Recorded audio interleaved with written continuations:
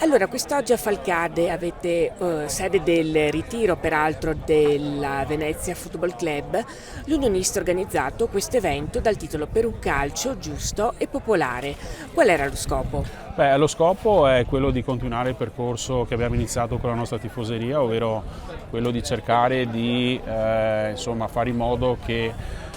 il nuovo stadio che sorgerà nel Bosco dello Sport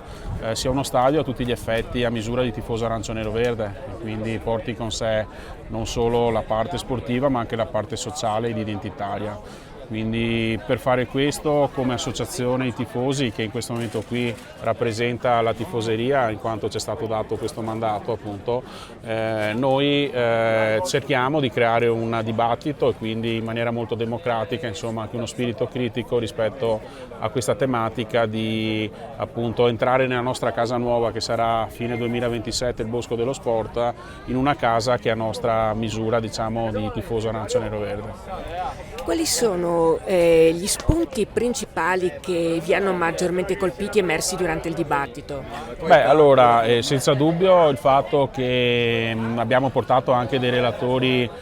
di sapore europeo, no? Quindi alla fine come Fabio Salomoni, e ci ha dato la possibilità di poter fare un approfondimento anche vedendo dei modelli europei diverso da quello appunto italiano, per vedere un po' come appunto è possibile intraprendere questa discussione, questo confronto non solo con la parte appunto di tifosi, crescendo incontro dopo incontro, ma anche con